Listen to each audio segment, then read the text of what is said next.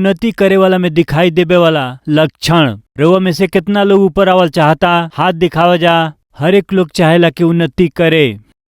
जौना स्थिति में हमें ओकरा से उत्तम स्थिति तक पहुँचे के बाद चाहेलन। एह तरह से आशा रखल एगो बात बा, लेकिन वो आशा के पूरा कैल और वास्तव में वो मंजिल तक पहुँच पावल ई कैसे संभव हो सकेला रउआ के हम बताई। ऊपर आवे वाला में सबसे पहले दिखाई देवे वाला लक्षण का हुए रउआ जानत हई का? वो धार्मिकता से जियलन, यानी धार्मिकता से जियला से रुकावट ना आई, धार्मिकता से जियला से विरोध ना होई, धार्मिकता से जियला से असफल ना होई, धार्मिकता से जिये से अड़चन ना आई, का विपत्ति ना आई, संकट ना आई। हाँ आई, बाकी बाइबल बतावे ले कहा जानत हई धर्मी जन 7 बेर भी गिर जई हैं त फिर से उठ जई हैं। रउआ धार्मिकता से जीवला आदमी हई त आइंजा देखल जा बाइबल में नीति वचन 24 अध्याय 16वां वचन के।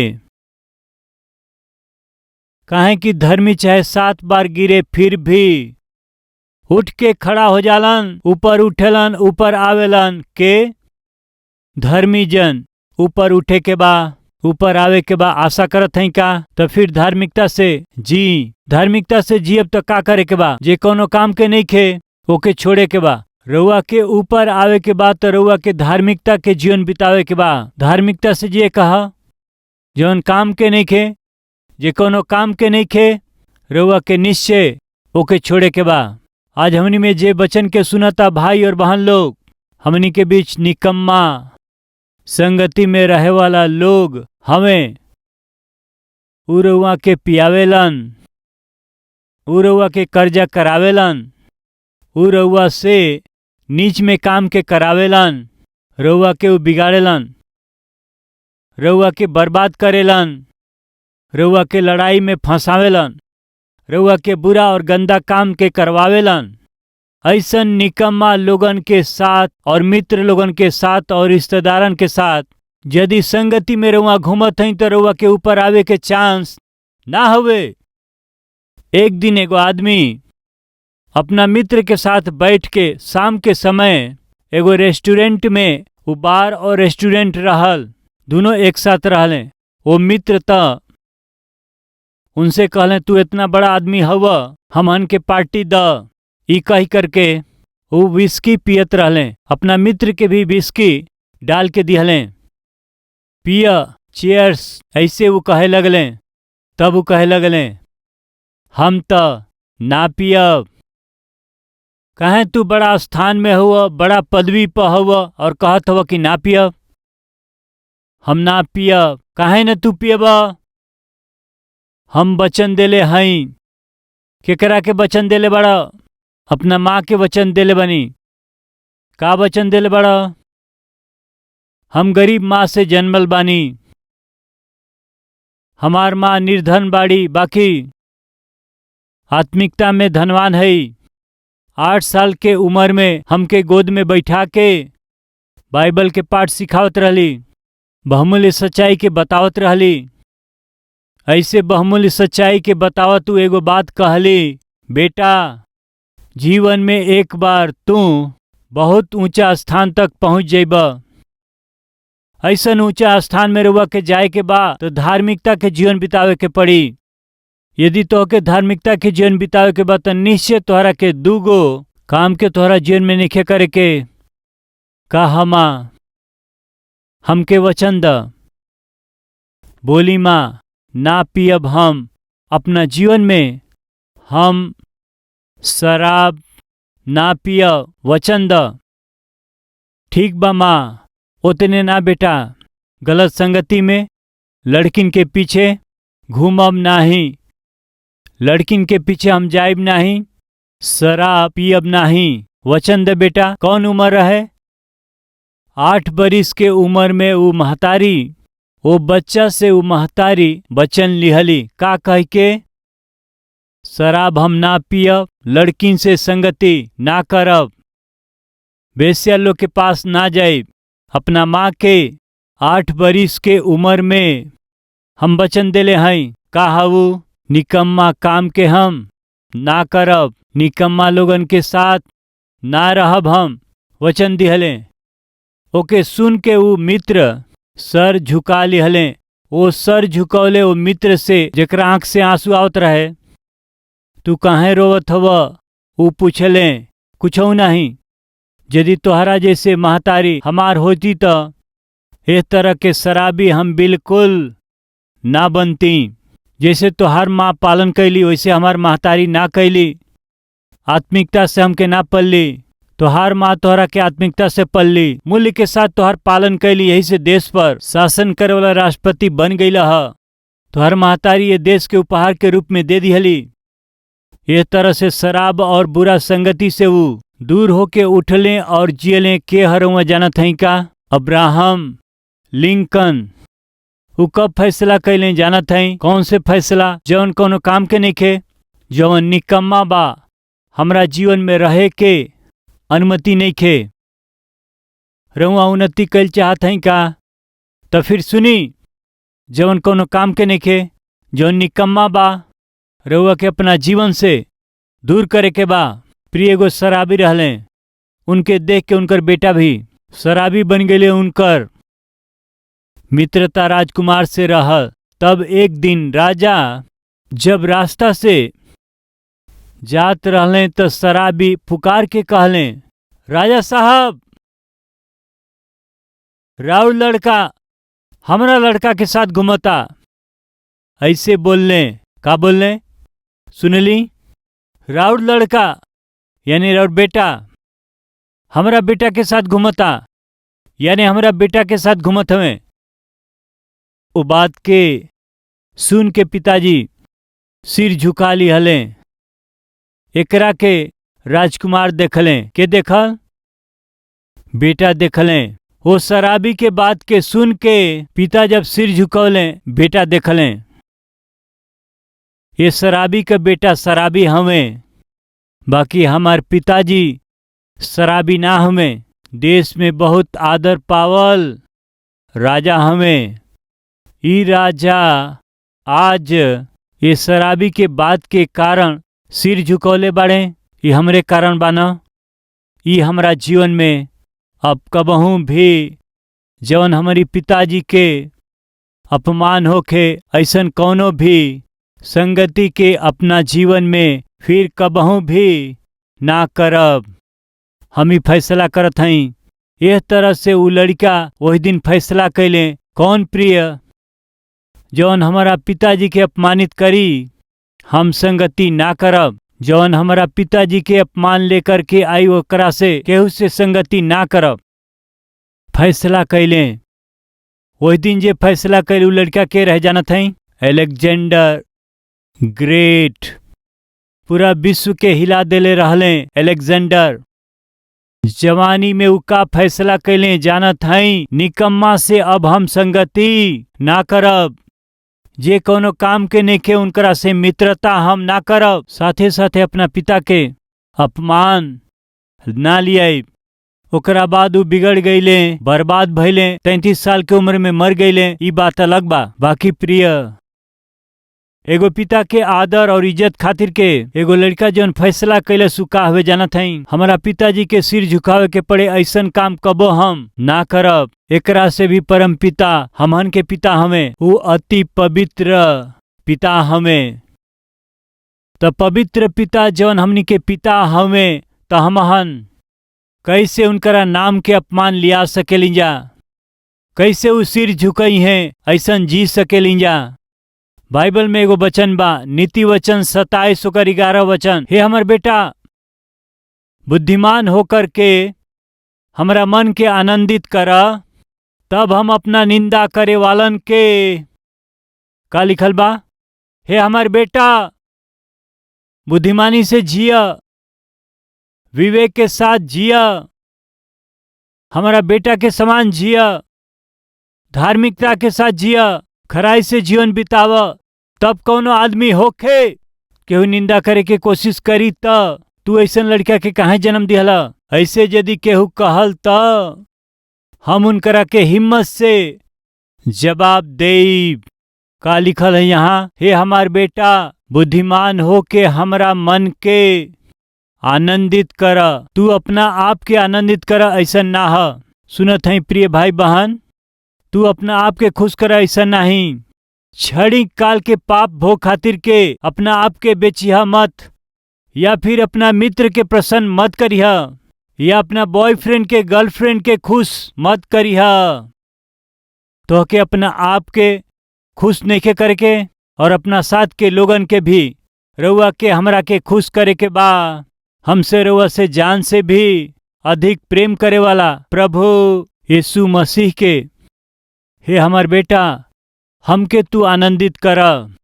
तब निंदा करे वालन के हम का लिखल बा, निर्भय होके जवाब दे सकब। आज रउआ हम परमेश्वर के आनंदित ना करे के तो शैतान आकर के ऐसन खातिर रउआ जान दिहली का, ऐसन पापी व्यक्ति खातिर रउआ मार खैली का, ऐसन पापी व्यक्ति खातिर रउआ लहू बहौली का, ऐसन पापी व्यक्ति खातिर के रउआ स्वर्ग से आके ये धरती पर अपना आप के शून्य कर दिहली।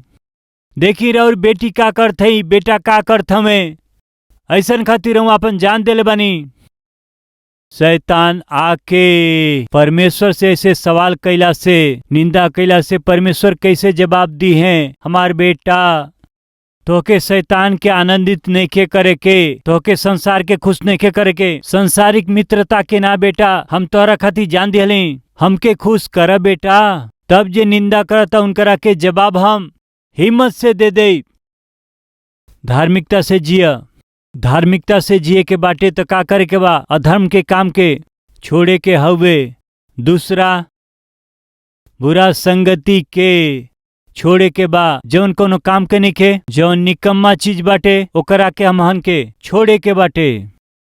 तब परमेश्वर का करी है, बाइबल बतावेले कि धर्मी के मदद करे खातिर यहोवा के दृष्टि सगरी धरती पर फिरत रहेला।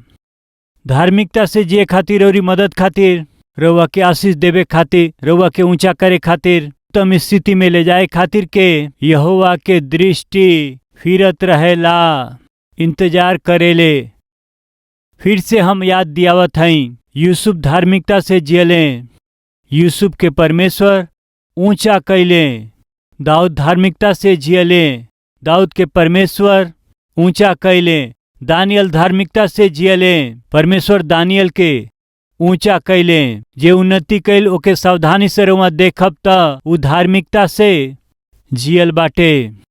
यदि हम सब के उत्तम स्थिति में आवे के हत, जौना स्थिति में हई जा वहां से उत्तम स्थिति में आवे के हत, धार्मिकता से जिए के ह। ए साल जौन वाचा परमेश्वर दिहले याद बा, पहले तू हमारा धार्मिकता और हमारा राज्य के खोज करत तब तो के सब कुछ मिल जाई। यानी कि का खाए के, का पहने के, ऐसे अपना शरीर के विषय में चिंता मत करी। तोके का चाही वो हम जानत हई, वो तोके देब। हम कब देब? जब तू हमार धार्मिकता और राज्य के खोज करब तब। यही से ऊपर आवे वालन में दिखाई देवे वाला पहला लक्षण का हुए कि वो धार्मिकता से जी हैं। और दूसरा, ऊपर आवे वालन में दिखाई देवे वाला लक्षण उ लोग भरोसा के साथ जीवन के बितावेलन। कहा धार्मिकता से उ जियलन। और दूसर का विश्वास के साथ उ जियलन। केकरा पर विश्वास बताई? परमेश्वर पर विश्वास। जे परमेश्वर पर विश्वास करके जीवन के बितावेला वो असंभव के संभव करेला। नमूना खातिर, साउल गोलियात के देख के डेरा गईले। काहे साउल डेरा गईले? कहला से साउल परमेश्वर के छोड़ देले रहले। साउल परमेश्वर के विश्वास के तोड़ दिहले। अब परमेश्वर साउल के साथ नहीं खन। गोलियाता के कहत हमें, हमार सेना और तोहन लोग के सेना लड़े से का फायदा? फलिस्तीन के ओर से हम आवत हई, तोहरा देश से एक आवे। हमके मार दिहला से हमार देश तोहार गुलाम हो जाई। यदि हम उनके मारब त तोहन लोग के देश हमहन के गुलाम हो जाई। आवाजा वो चुनौती दिहले। एक दिन नहीं, 2 दिन नहीं, 40 दिन तक वो चुनौती देत रहले। गोलियात के ऊंचाई के देख के साउल और साउल के साथ में रहे वाला सगरी लोग थरथराए लगले। डर से कांप करके अब का होई, के जा करके गोलियात के मारी, ई केकरा से संभव होई। ऐसन सोचत समय में दाऊद वो लड़ाई के स्थान में आयल रहले। जब वो वहां आयल रहले त गोलियात के ललकार के वो सुनले रहले। सेनाओं के यहोवा परमेश्वर के ललकार करे वाला ई खतना रहित कौना लायक हमें कहले। साउल के इस समाचार मिलल, दाऊद नाम के लड़का गोलियत के मार देबू कहत हमें। एक बार अवसर दे के देखा कहत हमें तो कहे से साउल उनके बुलौले, बेटा आवा इधर, का कहत हुआ तू, हमरा के एगो अवसर द जा, उनकरा के मार देब हम। का हई जवन हमनी से ना भइल उ तोहरा से कैसे होई। विश्वास, केकरा पर विश्वास, जोर से बोली, हमरा परमेश्वर पर विश्वास। ऊपर आवाला के जानत हवा, परमेश्वर पर बताई विश्वास करे वाला। दाऊद कहत हमें विश्वास का हुए तोहर विश्वास। एक दिन हम अपना भेड़ के चरावत रहली। भेड़ के चरावत समय अचानक ही शेर आ गईल। हमरा भेड़ में से एगो छोटा भेड़ के ऊ ले जाए के कोशिश कैलस। वो शेर के हम देखली, हमसे भी ताकतवर रहे। मालूम है ना, शेर जंगल के राजा है, ओकर सामना कौनो जानवर ना कर सकेला। हमसे ताकतवर बाटे, हमके आसानी से वो मार सकेला। बाकी विश्वास का हऊ, हमार परमेश्वर हमारा साथ हमें विश्वास। एकदम से हम गईली, वो शेर पर हमला कैली। वो शेर के अपना दोनों हाथ से हम फाड़ के रख दिहली। वो शेर के फाड़े खाती हमके जीवन शक्ति दिहले। वो परमेश्वर ही गोलियात के भी फाड़ देवे खातिर के शक्ति दी है। विश्वास समझ में आयल। ऊपर आवेला के हवे जानत हई, जेकरा में विश्वास नहीं के ऊ ना, जे परमेश्वर पर विश्वास ना करेला ऊ नहीं। परमेश्वर पर बताई विश्वास करे वाला आज यहाँ के बाटे का, हमके परमेश्वर पर विश्वास बा। तो फिर सुनी, यदि प्रभु पर विश्वास करब तो वो असंभव के संभव करी हैं।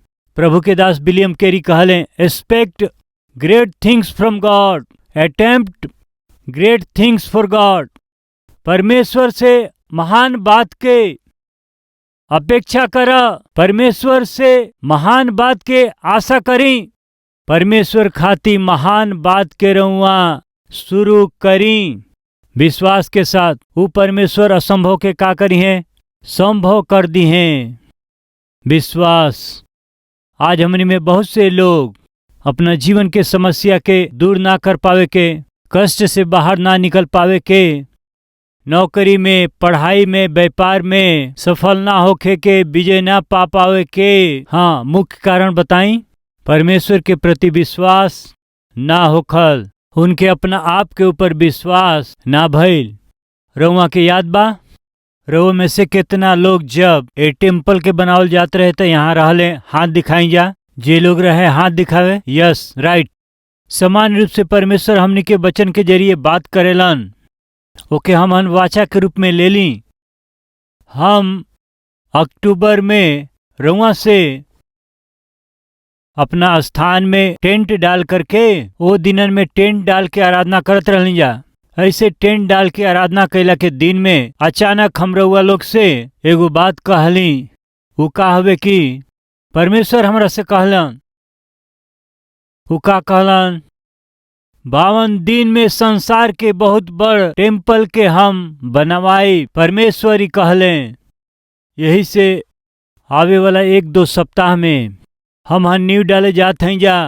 52 दिन में ही 18,000 लोग बैठ सके ऐसन टेम्पल परमेश्वर बनावे जात हमें। परमेश्वर ऐसे कहले, हम रउआ से कहली, जौन परमेश्वर नेहमिया के शक्ति दे के 52 दिन में ही दीवार के निर्माण करवले, वही परमेश्वर के हम सेवा करत हई। वो कल और आज और हमेशा एक सा रहे वाला परमेश्वर हमें। यही से हमनों के सामर्थ्य हैं तो हमनों कभी 52 दिन में, यानी पिछला नवंबर 11 तारीख के नींव डलनी जा, जनवरी 1 तारीख तक 52 दिन होके जात हवे। हमर चाहत हमर प्रार्थना ई बाटे कि 52 दिन में यानी 1 तारीख के जनवरी 1 तारीख के नया वर्ष के पहला दिन के नया टेम्पल में हमनी के जाए के बा, परमेश्वर की आराधना करे के बाटे।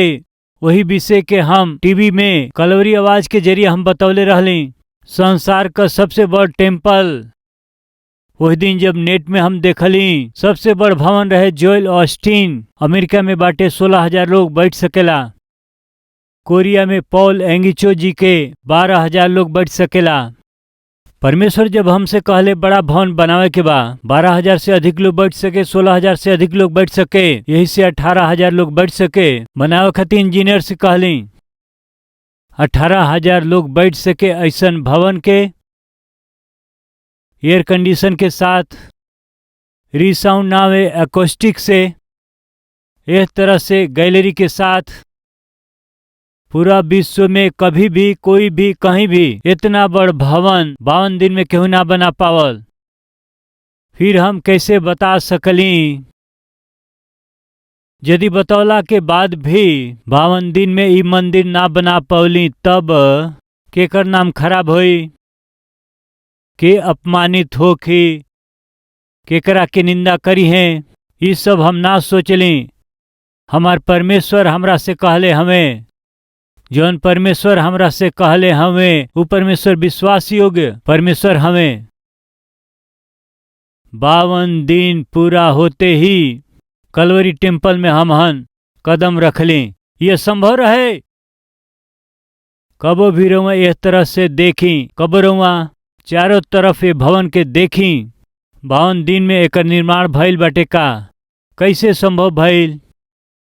अमेरिका से एगो बहिन आयल हली मंदिर के देखे खातिर के, जाते जाते वो हमरा से मिल के हम एगो बात कहल चाहते ही। कहली का कहत हो बतावा, यदि केहू कहता कि परमेश्वर नहीं खे तो उनके यहाँ लेके आई, लिया के उनकरा के पूरा मंदिर के दिखाएं, दिखा के 52 दिन में बनावल गइल बा बतावा, तब वो कहिए कि ये आदमी से संभव नहीं खे, खाली परमेश्वर से ही संभव बा। वह दिन हम कौना विश्वास से कह सकली 52 दिन में ही परमेश्वर विश्व के सबसे बड़ा टेम्पल के बनावे जात हमें। विश्वास करी, हम बुलाहट देली रहुआ विश्वास कैली, खाली विश्वास ना कैली, हमरा साथे खड़ा भैली। परमेश्वर का कैले, जे विश्वास कैलो आदमी के खड़ा कर दिहले। आज पूरा विश्व में सैकड़ों हजारों लाखों मंदिर बाटे, बाकी सगरी मंदिर में से हमनी के कलवरी टेम्पल के विशेषता का बाकी ई बहुते कम समय में निर्माण कैल गईल। खाली एगो मात्र सबसे बड़ मंदिर है कलवरी टेम्पल। ई केकर सूचक है? परमेश्वर के प्रति विश्वास का सूचक हवे। परमेश्वर हम सगरी लोगन पर भरोसा कैले हमें, ई एकर चिन्ह हवे। ऊपर आवे के आशा करत हई का? विश्वास करी, परमेश्वर पर विश्वास करी, असंभव के उ संभव कर दी है। विश्वास करी, दाऊद विश्वास कैले, हमार परमेश्वर गोलियात के हमारा हाथ में कर दी है। कैसे कह सकेला? विश्वास। वो विश्वास के आधार का हवे?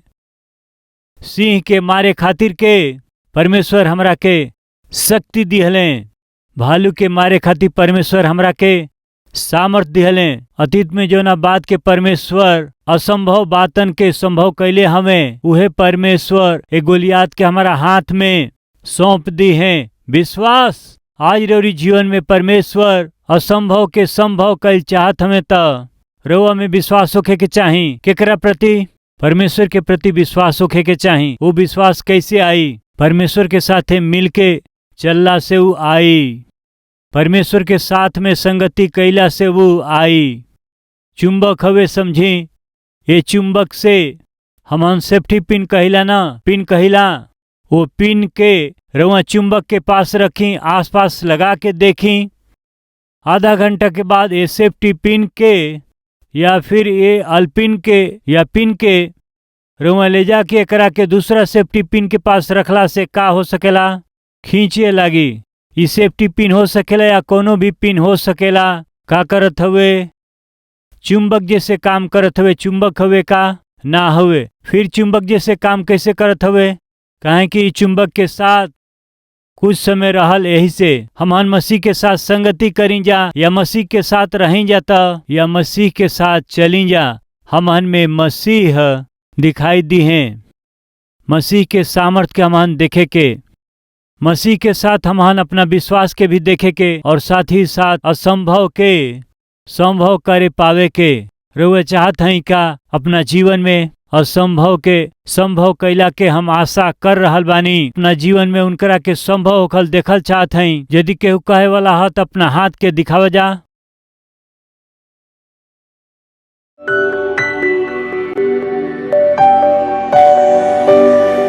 महान प्रेमी पिता परमेश्वर बड़ा ही सीधा साफ हमनी से बात कैली। धार्मिकता से हमनी के जीवन बितावे के बा, बेकार के और निकम्मा हर एक बात के हमन के छोड़ देवे के बाटे। विश्वास के साथ हमनी के जिए के बाटे। रउए पर ही विश्वास करे के बा, रौरी बात पर विश्वास करे के बा, रौरी वचन पर विश्वास करे के ह, रौरी प्रतिज्ञा पर विश्वास करे के ह, रौरी साथे ही चले के ह, रौरी साथ ही खड़ा होके के बा। रउआ ऐसन अनुग्रह हमके देई, दाऊद के जैसे असंभव को संभव करे खातिर के अनुग्रह हमनी के देई। सिर से लेके एड़ी तक अपना लहू से हमहन के धो करके शुद्ध करी। खरा जीवन हमहन का जी सकी जा, पीछे मुड़ के देखला बिना, संसार के साथ जियला बिना, पिता राउर अपमान कैला बिना, शैतान राउर निंदा ना कर सके।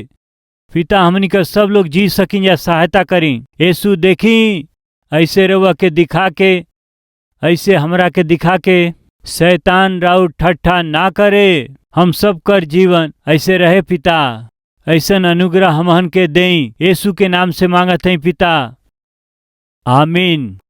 आज कलवरी के आवाज के कई करोड़ लोग देखेलन, खाली हिंदी में नहीं, तमिलनाडु वाले तमिल में, कर्नाटका वाला कन्नड़ में, केरला वाला मलयालम में, उड़ीसा वाला उड़िया में, महाराष्ट्र वाला मराठी में, पश्चिम बंगाल वाला बंगाली में, पंजाब वाला पंजाबी में, यूपी बिहार भोजपुरी में, तेलंगाना आंध्रा वाला तेलुगु में, उर्दू भाषा में, पाकिस्तान जम्मू कश्मीर अफगानिस्तान गल्फ देश वाला गुजराती आसामी नेपाली इंग्लिश में, ऐसे भारत के हर एक मुख्य भाषा में प्रभु यीशु मसीह के उद्धार के सुसमाचार के प्रचार करे वाला सबसे पहला आराधनालय कलवरी टेम्पल हवे। काहे हमनी के इतना मेहनत करत हई जा, काहे हमनी के सुसमाचार के इतना भाषा में प्रचार कैला के प्रयास करत हई जा। ध्यान से सुनी जा, रोमियो के पत्री 10वां अध्याय 13वां वचन, काहे कि जे केहू प्रभु यीशु मसीह के नाम लेई ऊ त उद्धार पाई है। के उद्धार पाई? जो यीशु मसीह के नाम लेई ऊ उद्धार पाई है। यदि लोगन के उद्धार होखे के बा, यदि उन्हन लोग के पाप के माफी होखे के बा, तो उन्हन लोग के यीशु के नाम के बुलावे के बा। बुलावे के बा तो विश्वास करे के पड़ी। विश्वास करे के बाटे तो प्रभु के बारे में सुने के बा। प्रभु के बारे में सुने के बा तो केहू के न केहू के सुनावे के बा। यदि केहू सुनावे वाला होखी तो उन्हन लोग के भेजे वाला भी केहू न केहू होखे के चाही। कलवरी की आवाज के मदद करे वाला का करत हमें जानत हई? ई सेवक जौना प्रभु के वचन के प्रचार करत हमें, रौरी मदद के जरिए ही प्रचार हो सकेला। हम जौना वचन के प्रचार करीला 17 अलग अलग भाषा में।